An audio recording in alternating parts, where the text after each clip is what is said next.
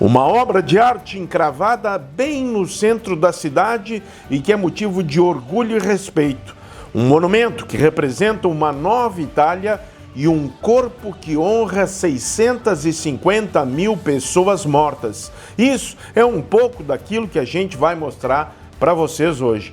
Te liga nessa!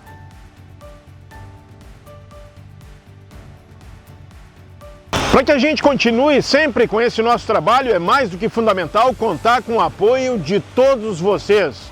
Curte, comenta, compartilha, dá a tua sugestão daquilo que você gostaria de ver, por exemplo, em Roma ou de Roma.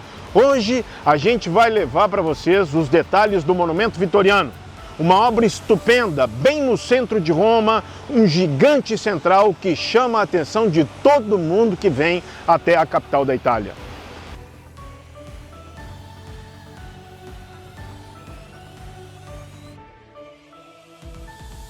A Itália foi unificada em 1861. Depois disso, o parlamento italiano decidiu criar um monumento ao rei Vittorio Emanuele II, que havia morrido em 1878 e que foi o primeiro rei da Itália unificada e figura principal dessa unificação do país.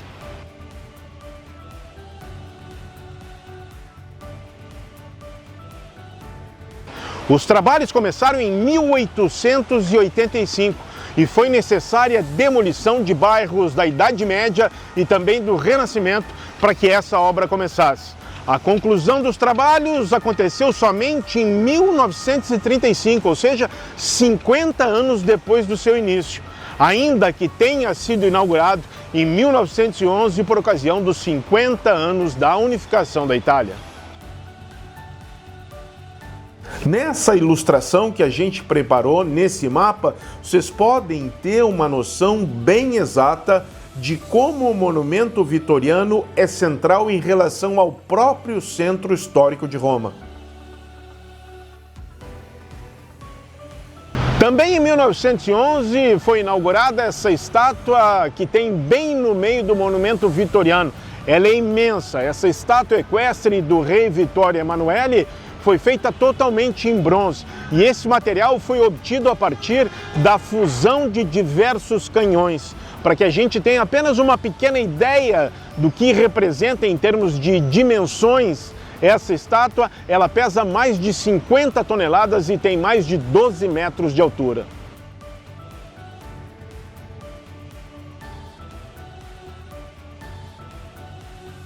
O monumento vitoriano tem vários destaques e cada um deles tem uma representação bem específica, o que faz dele uma obra ainda mais rica e mais interessante.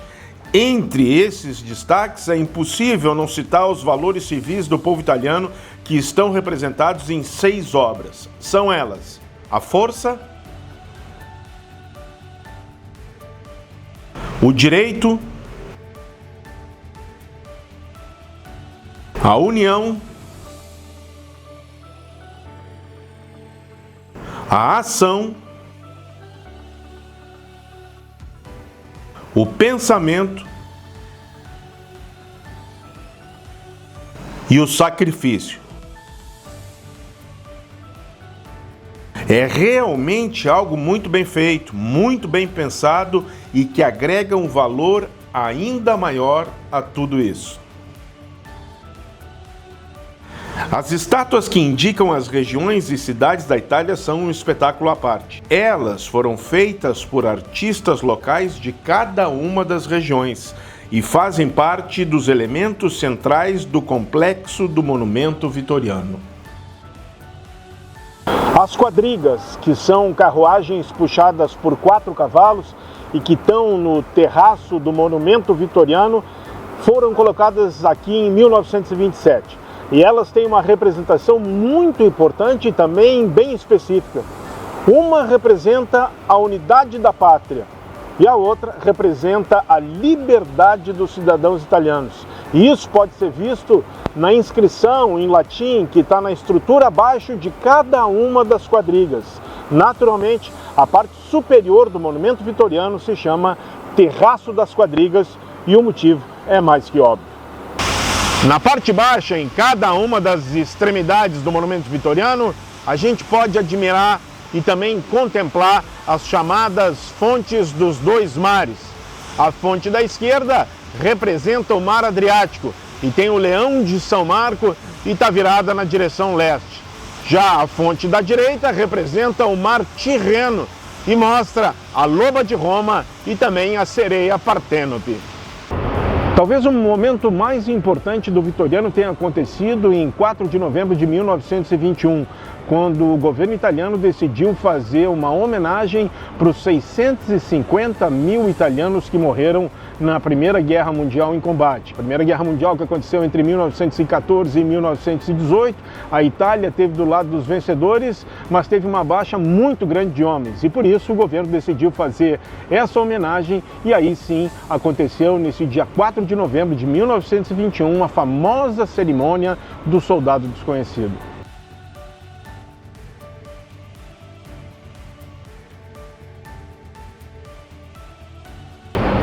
Depois disso, o governo italiano escolheu uma mulher que representasse todos os italianos mortos na Primeira Guerra Mundial e se chegou até o nome de Maria Bergamas. Ela foi a responsável por escolher um corpo que representasse todos os italianos que tombaram nos conflitos durante essa Primeira Guerra Mundial. Depois, esse corpo foi trazido do norte da Itália de trem, parando nas principais cidades da Itália até que chegasse em Roma. Quando chegou aqui, aí sim, no dia 4 de novembro de 1921, esse corpo foi sepultado com todas as honras de Estado e também todas as honras militares.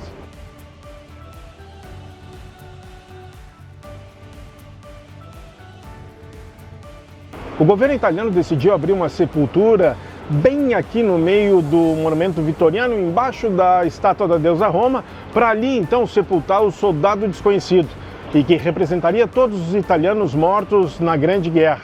E isso foi feito exatamente no dia 4 de novembro de 1921, num momento emocionante, tocante e que contou com a presença de grandes autoridades militares e de Estado da Itália. Um momento que até hoje os italianos não esquecem e muito antes, pelo contrário, reverenciam.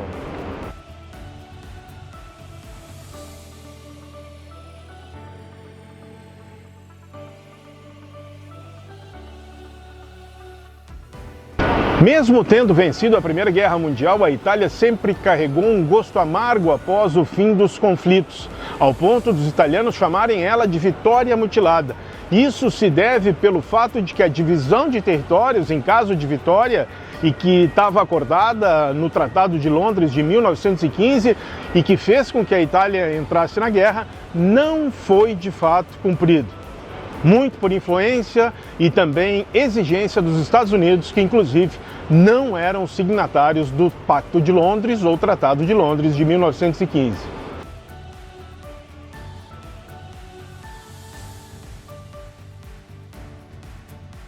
Algumas datas são muito importantes em relação ao monumento vitoriano. A primeira delas é no dia 25 de abril, que é uma data muito comemorada aqui na Itália, que é a data da liberação da Itália do fascismo e do nazismo durante a Segunda Guerra Mundial.